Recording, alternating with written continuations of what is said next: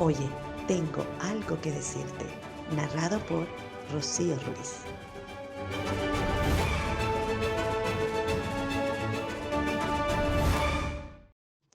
Oye, tengo algo que decirte. Capítulo 10. ¿Cuánto vale tu hijo? ¿Cuál es la contribución más valiosa que los padres pueden hacer en favor del sano desarrollo de sus hijos? Aunque le cueste creerlo, hay muchas evidencias de que en realidad Cliff murió porque nunca nadie le dijo que era valorado y apreciado. Cliff era un estudiante de secundaria. Se dirigía al colegio una mañana cualquiera. Le avisó al conductor del autobús que lo dejara en la próxima parada. Al bajar, su cuerpo se desplomó sin motivo aparente y falleció en el acto. Una investigación acerca de su vida reveló que Cliff vivía con su madre, su padrastro y 5 hermanos.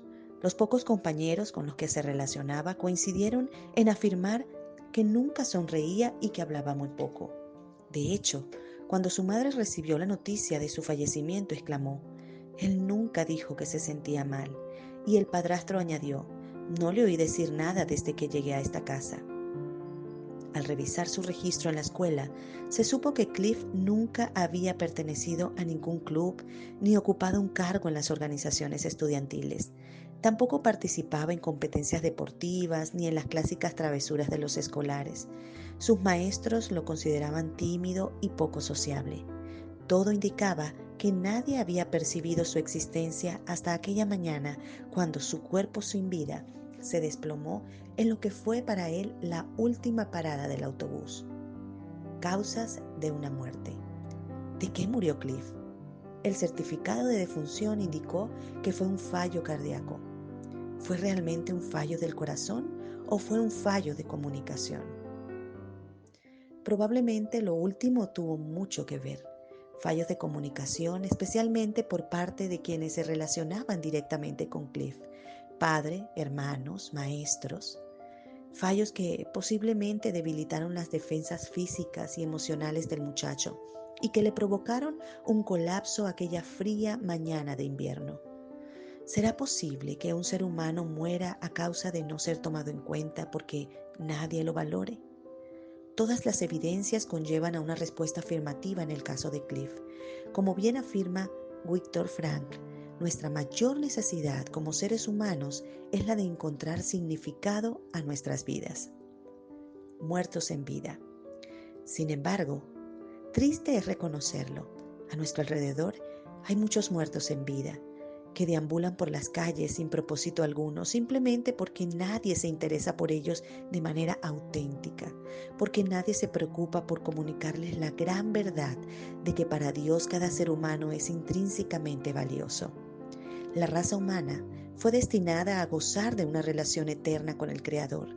Si comprendemos que fuimos creados por una razón específica, la vida se convierte en algo lleno de riqueza y significado, y se desvanece el doloroso vacío y descontento que tantos expresan. Como escribe Gordon Cooper, lo más importante en la historia de este mundo es que Dios se interesa en el bienestar de cada uno de nosotros, de manera directa, personal y concreta. ¿Y cómo es posible que haya tanta gente que no lo sabe? ¿Cómo puede entonces explicarse que haya tantas personas que no saben lo valiosas que son para Dios? La respuesta obviamente es que nadie se lo ha dicho o no se lo han repetido lo suficiente. No se han llegado a enterar de que cada persona es noble y digna por el solo hecho de haber sido creada a la imagen y semejanza de Dios. Más aún, no saben que solamente por llevar la estampa del Creador estamos posibilitados para mantenernos en comunicación con el Ser Supremo en un plano personal. Por supuesto, ignorar estos hechos determina que sus vidas carezcan de significado pleno. ¿Cómo encontrarle sentido a la vida? La vida solo alcanza su pleno sentido cuando uno se ve a sí mismo como producto de un plan especial diseñado y ejecutado por un Dios de amor. Y es que la vida alcanza un mayor sentido cuando se reconoce que su gran propósito es disfrutar de la compañía del Creador en su máximo nivel. ¿Cómo habría sido la vida de Cliff si alguien le hubiera hablado de estas realidades? Qué diferente habría sido.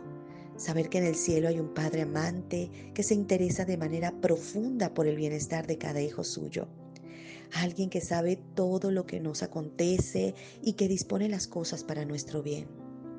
¿No habría sido esto suficiente para dar significado a la vida de Cliff? Ciertamente sí, pero nadie se lo dijo. Si él pudiera haber escuchado la declaración del apóstol Juan que afirma: Dios amó tanto al mundo que dio a su Hijo unigénito para que todo aquel que en él crea no se pierda, mas tenga vida eterna. ¿No le habría comunicado a Cliff este pensamiento, lo importante que cada ser humano es para Dios? Pero nadie se lo dijo. ¿Dónde radica entonces la dificultad? El asunto es que nuestros hijos no se enterarán de estas grandes verdades a menos que alguien se las comunique. La más valiosa contribución que los padres pueden hacer a favor de sus hijos es inculcarles una fe genuina en Dios. ¿Qué mayor satisfacción podemos experimentar que la de saber que el Creador del universo me conoce personalmente? Saber que me considera más valioso que todas las posesiones del mundo entero, que comprende mis temores y mis ansiedades. Esta es la autoestima en su nivel más alto, que no depende de ningún capricho relacionado con el nacimiento, con la opinión de la sociedad o el culto al superniño, sino de un decreto divino.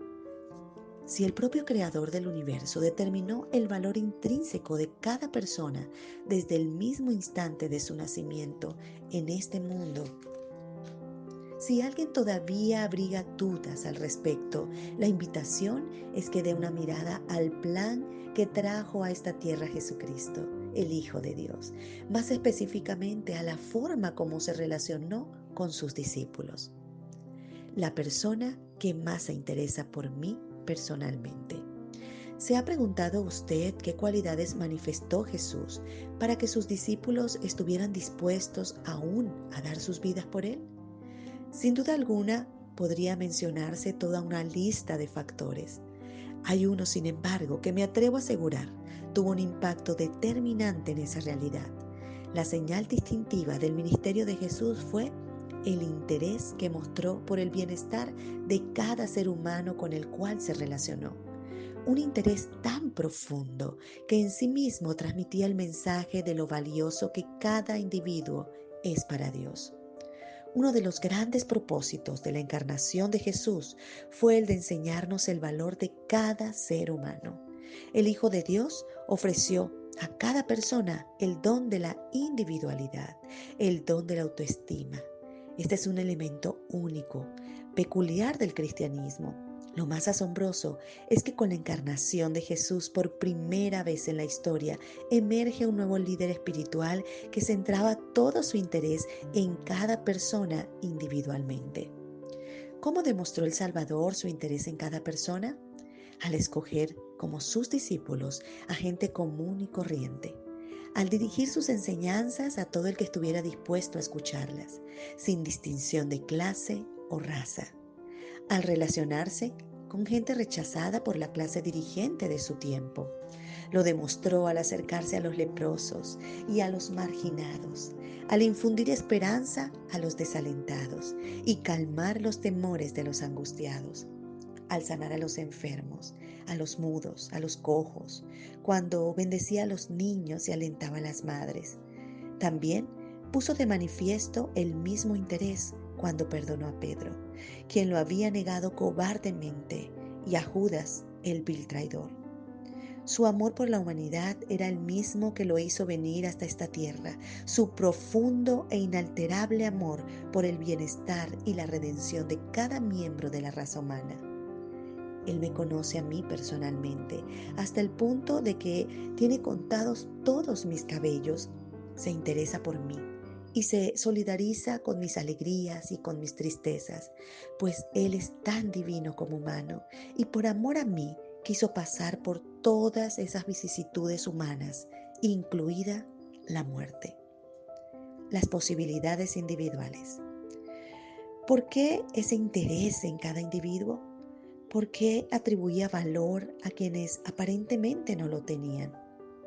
Elena de White responde: en todo ser humano Cualquiera fuera el nivel al cual hubiese caído, veía a un hijo de Dios, que podía recobrar el privilegio de su relación divina.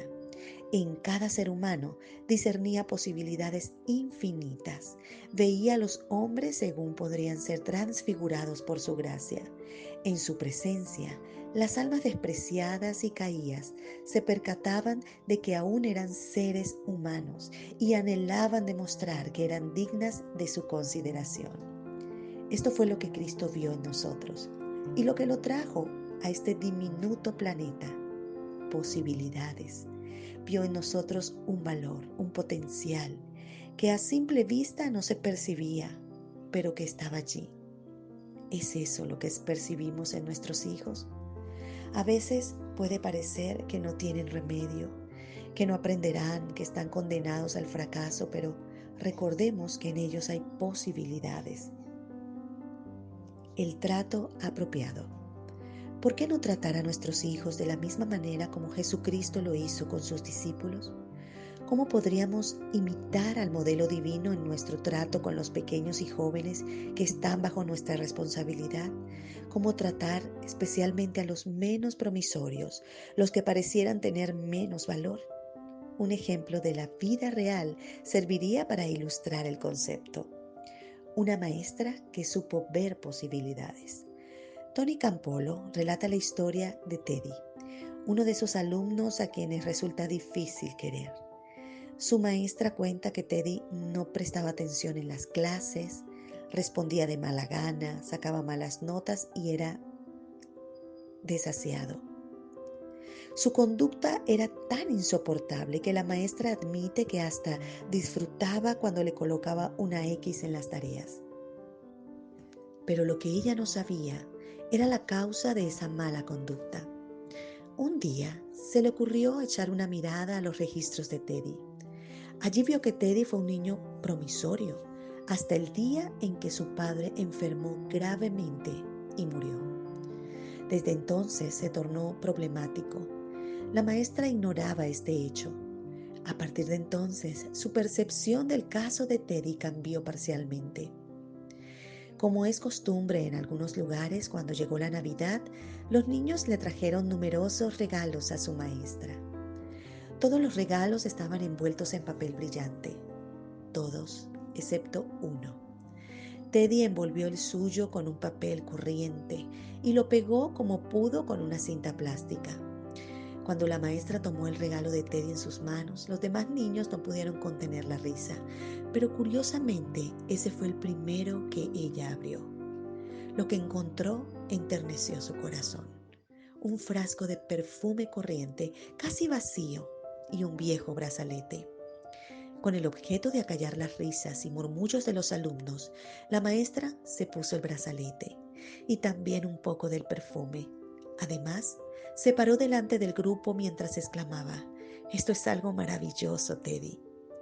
Cuando el día terminó y los demás alumnos se marcharon, Teddy se acercó a la maestra. Con una voz llena de satisfacción le dijo: «Señorita, todo el día usted ha olido como mi mamá y ese brazalete le queda tan bien. Me alegra que le hayan gustado mis regalos». Dice el relato que cuando Teddy abandonó el salón, la maestra le pidió fervientemente a Dios que la perdonara por la forma como había tratado al niño. Hasta ese momento del año escolar, durante aquella Navidad, ella tuvo bastante tiempo para pensar en Teddy. Cuando se reiniciaron las clases, la maestra era una nueva persona. Se había propuesto ayudar a los niños menos privilegiados, incluyendo, por supuesto, a Teddy. Cuando concluyó el año escolar, ya Teddy había logrado alcanzar el mismo nivel académico de sus compañeros. El año siguiente, Teddy no asistió a la misma escuela. La profesora por algún tiempo no supo de él, pero hacia el fin del año recibió una tarjeta navideña de parte del niño y el mensaje decía: «Querida señorita Thomas, quiero que usted sea la primera en saber que obtuve calificaciones de A en todas mis clases. No ha sido fácil, pero lo he disfrutado. Con todo mi afecto, Teddy Stoya». Y así ocurrió cada Navidad. 4 años más tarde, la tarjeta decía: Querida señorita Thomas, quiero que sea la primera en saber que soy el segundo mejor alumno en mi clase. La universidad no ha sido fácil, pero ya pasé los exámenes básicos para entrar a la carrera de medicina. Con cariño, Teddy Stoyer. Y el mensaje de años más tarde, señorita Thomas, quien ahora le escribe, es el doctor Theodore Stoyer. ¿Qué le parece? Quiero también que sea la primera en saber que me voy a casar y quiero que venga a mi boda y se siente donde mi madre se habría sentado. Mi padre murió el año pasado. Usted es la única familia que tengo. El relato termina diciendo que la profesora Thomas fue a la boda de Teddy y se sentó en el lugar que le hubiera correspondido a la madre de él. ¿No le parece que bien merecía estar ella allí? ¿Cuál fue la clave del éxito en la vida de este joven? ¿Qué papel desempeñó su maestra en el proceso? Lo primero es que ayudó a Teddy a creer que sí se podía. Al igual que sus compañeros de clase, lograr resultados, hacer bien sus tareas y finalmente aprobar el año escolar. Él tenía el potencial, pero había que explotarlo. ¿Cuándo comenzó a usar ese potencial? Alguien, en este caso su maestra, se acercó a él para conocer las circunstancias que habían marcado su vida. Lo más importante fue que supo ver en el niño posibilidades. Vio en Teddy el potencial que se escondía bajo la tosca apariencia y decidió pulir y pulir hasta que emergió una persona verdadera, una gema. ¿No fue esta precisamente la obra que Jesucristo, el Divino Maestro, realizó con sus discípulos? ¿No debería ser también la labor que nosotros los padres intentemos día a día con nuestros hijos? Recordemos que lo básico está allí, el potencial, las posibilidades, la capacidad de llegar a ser. En todo joven y niño hay poder para formar, con la ayuda de Dios, un carácter íntegro y vivir una vida útil. Sí, en todo joven y niño existe ese poder, aún en esos que parecen no prometer mucho. ¿Cómo debemos proceder entonces para que ese mineral en bruto sea transformado en una piedra preciosa? Necesidades básicas del niño. Recordemos las 4 necesidades mencionadas en el capítulo 7 y que según Coppersmith deben satisfacer en la vida del niño y del joven. Significado, que es ser amado y aprobado por las personas que son importantes en su vida. Competencia, que es hacer bien las cosas que son importantes para él o para ella. Poder, ser capaz de influir en su propia vida y en la de quienes lo rodean. Y virtud, poder hacer lo que es correcto a fin de preservar su respeto propio. Estoy en tu agenda. La otra noche, cuenta Stephen Covey, después del noticiero de las 10 pasaron nuevamente ese comercial que yo ya había visto. Presenta a una niñita acercándose al escritorio de su padre. Él parece muy ocupado. Tiene papeles por todo el escritorio y escribe afanosamente en su agenda. Ella se coloca a un lado sin que él la note hasta que ella misma habla. «Papi, ¿qué estás haciendo?». Sin siquiera levantar el rostro le responde. «Oh, no te preocupes, encanto, solo estoy organizando y planificando algunas cosas. Estas páginas contienen todas las cosas importantes que tengo que hacer y los nombres de toda la gente que debo visitar». La pequeña vacila por un momento y luego pregunta: «¿Estoy en ese libro, papi?». Para reflexionar. Las cosas que valen más nunca deben estar subordinadas a las que valen menos. ¿Cuánto vale un hijo? El valor de un hijo es inestimable, al igual que nuestro valor delante de nuestro Padre Celestial. Y si un hijo es tan valioso, tanto para nosotros como para Dios, ¿por qué no demostrárselo más a menudo? Por ejemplo, ahora mismo.